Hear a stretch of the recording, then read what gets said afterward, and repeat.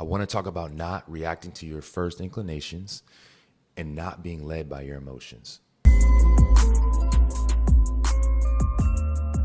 What's the deal, y'all? Welcome back to the Word of the Day. It's your boy Lamarve. Listen, I've been reading a lot of 1 Samuel, 2 Samuel, and there's a story in 1 Samuel 25 that really had me thinking about this topic.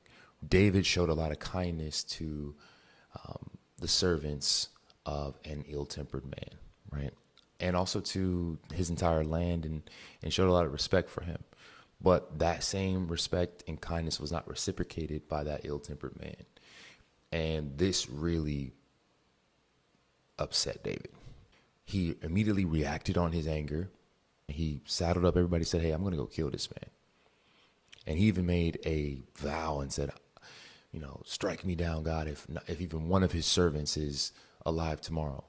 And then God stopped him on the road and kind of slowed him down from his anger. And in doing so, he thanked God for that, because he would have committed murder, right? He would have committed a great sin against the Lord. But this kind of surprised me too, because he acted so much on his emotion in that moment. It was completely out of his character, right? Because throughout 1 Samuel, you see David, a man who's just completely led by God, right? You can see that no matter what happens, he literally listens for God's voice. Ultimately, that leads him into victory every single time. But in this instance, when he was overcome by emotion and didn't think to interject God into the situation, so I wanted to relate this to my own life.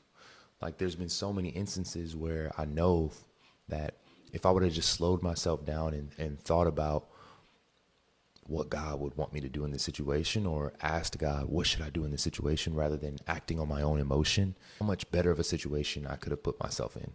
How much less heartbreak could I have caused people and myself. And these are the things that God wants to put on our brains as we grow in spiritual maturity, so that no matter what the situation is, how big, how small, we can always come to him in expectation that he will give us a way out and show us the right direction to go in. But it's all about leaning on God, leaning on his strength, leaning on his spirit, and not our own understanding, not our own emotion and inclinations, because those are always going to take us the opposite way of what God wants us to go. So I would challenge you today, myself included, right, to operate as a servant of the Lord today, right? Directed completely by him. Don't move forward in emotion, but listen carefully for the Lord's voice. Follow his character, mirror his actions in your own life, right? Deal with others the way that he's dealt with you. Show them the kindness when they don't deserve it, right? Because we don't deserve anything.